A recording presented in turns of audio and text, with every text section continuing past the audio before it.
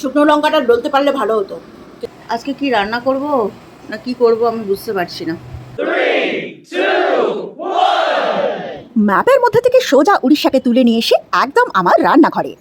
বাইরে ঝড় উঠেছে, ঠিক আছে।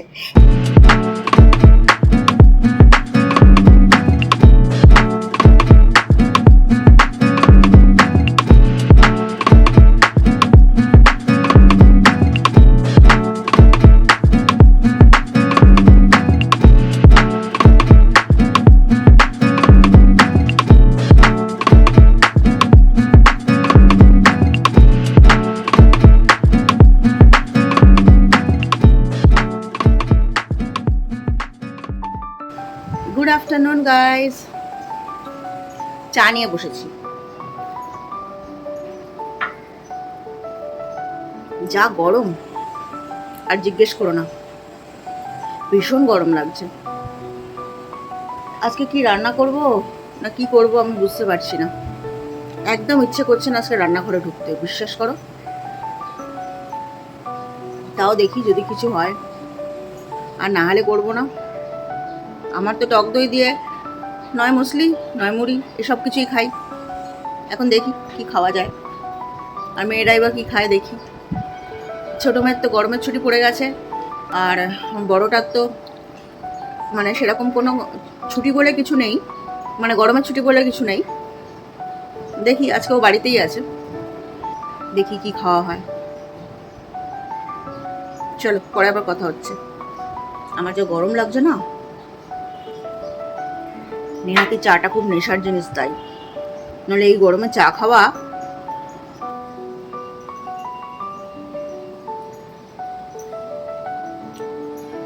বড় মেয়ে স্যান্ডউইচ বানিয়েছে, ওটাই খাচ্ছি।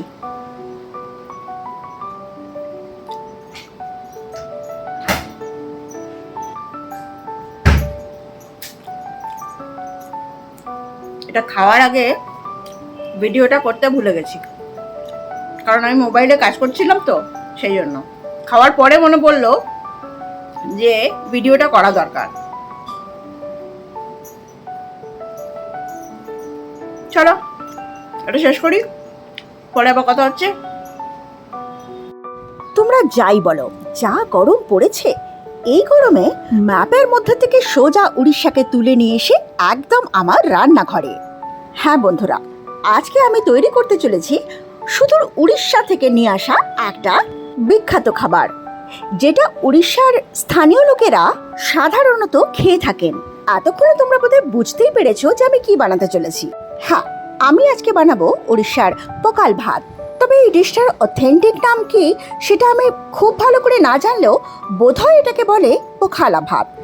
যদি কেউ উড়িষ্যা থেকে আমার এই ভিডিওটা দেখছেন, তবে এই ডিশটার অথেন্টিক নামটা কি সেটা একটু শুধরে দেবেন প্লিজ। তো দেখুন, আমি একটা বাটিতে প্রথমে কিছুটা ভাত নিয়ে নিচ্ছি। বলে রাখা ভালো, এই ডিশটা সাধারণত লেফট ওভার রাইস অর্থাৎ বাসি ভাত দিয়ে তৈরি করা হয়। এরপর পরিমাণ মতো ভাতটা দিয়ে আমি এর মধ্যে যে জলটা দিচ্ছি সেটা কিন্তু একেবারে ঠান্ডা জল দিচ্ছি। দেখুন, আমি একটু ভাতটা সেট করে নিলাম, কারণ এর উপর একে একে আমি দিয়ে দেব প্রথমে টক দই। আমি টক দইটা মানে প্রায় বেশ কিছুটা টক দই নিয়ে ভালো করে ফেটিয়ে এর উপর দিয়ে দিয়েছি। তারপর দিচ্ছি পেঁয়াজ কুচি, বেশ কিছুটা পেঁয়াজ কুচি দিয়ে এবার দিচ্ছি ধনেপাতা কুচি। ধনেপাতা কুচিটাও বেশ কিছুটা দিয়েছি। এরপর দিচ্ছি খানিকটা নুন। এবার দেব কাঁচা লঙ্কা। আমাদের বাড়িতে যেহেতু খুব ঝাল খাই না, তাই একটা কাঁচা লঙ্কার বীজ বের করে এটাকে আমি একদম কিমা টাইপ করে নিয়েছি। এবার গ্যাসটা অন করে একটা তড়কা প্যান বসিয়ে দিয়েছি। এই প্যানের মধ্যে আমি বেশ কিছুটা সাদা তেল দিয়ে দিলাম। এবার ফোড়নে কিছুটা সর্ষে এবং কিছুটা জিরে আর দুটো শুকনো লঙ্কা দিয়ে দিলাম। এবার দেব কিছুটা ফ্রেশ কারি পাতা। একদম হালকা আঁচে এটা কিছুটা ভেজে গ্যাসটা এবার অফ করে দেব। এটা খানিকক্ষণ তেলে রেখে তারপর আমি এই যে ভাত, দই, পেঁয়াজ দিয়ে সাজিয়ে রেখেছিলাম, এর উপর আমি এই তড়কাটা দিয়ে দেব। একটা ফোর্ক দিয়ে আমি ওপরে এটা ভালো করে ছড়িয়ে দিচ্ছি। এবার কিন্তু এটাকে মাখতে হবে খুব ভালো করে। এই ফোর্ক নিয়ে নিয়েছি, চামচ কিন্তু নিয়ে নেই। এইটা দিয়ে খুব ভালো মেশানো যায়। দেখো, এটা দিয়ে আমি খুব ভালো করে তলা থেকে উপর অবধি ভালো করে নেড়ে মিশিয়ে নিলাম। ব্যাস, তৈরি হয়ে গেল আজকে আমার পকাল ভাত। কি তাহলে দেখে নিলে তো উড়িষ্যাকে বাংলায় কত সহজে নিয়ে আসা যায়। চলো এবার আমি একটুখানি খেয়ে স্নান টান করে নিই। আজকে মনে হচ্ছে এটা আমি একটু খাবো, খেয়ে দেখবো না কেমন হয়েছে। চলো, রান্নাঘরে এটা বানাতে গিয়ে ঘেমে নিয়ে ভূত হয়ে গেছে। এবার একটু খেয়ে দেখি কেমন হয়েছে।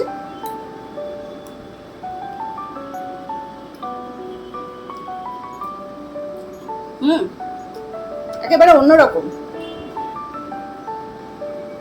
আমি এই উড়িষ্যার এই ডিশটা, যেটাকে উড়িষ্যার পকাল ভাত বলে মানে চলতি ভাষায়, আর খুব ভালো করে বলতে গেলে এটাকে পোখালা ভাত বলে। তো এটা আমি এই ফার্স্ট টাইম খাচ্ছি, বিশ্বাস করো, তাও নিজের তৈরি। উড়িষ্যা গিয়েও কখনো খাইনি। উড়িষ্যা তো গেছি বেশ কয়েকবার, কিন্তু ওখানে গিয়ে কখনো খাইনি।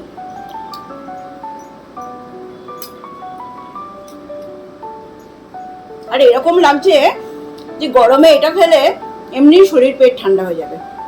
খেতে গিয়ে এরকম লাগছে। জলটা যখন মেশাবে অবশ্যই ঠান্ডা জল মেশাবে, তাহলেই এর এফেক্টে পাবে। কারণ পুরোটা বানাতে বানাতে অতটা ঠান্ডা জল তো থাকবে না, না?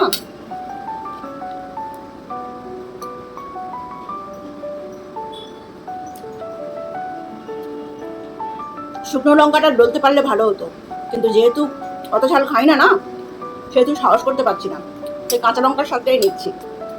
শুকনো লঙ্কা গন্ধ অবশ্যই এসছে, যে তরকাটা দিলাম ভালো লাগছে।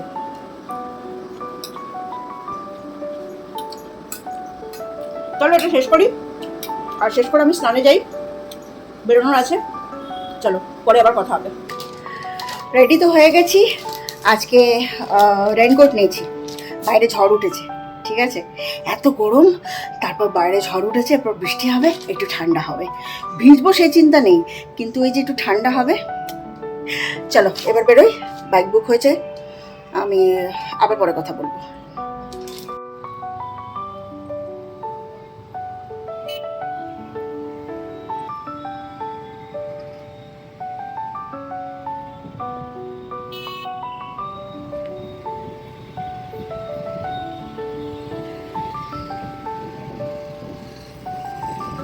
চলো বাইক থেকে নামলাম, এবার যাই ভেতরে,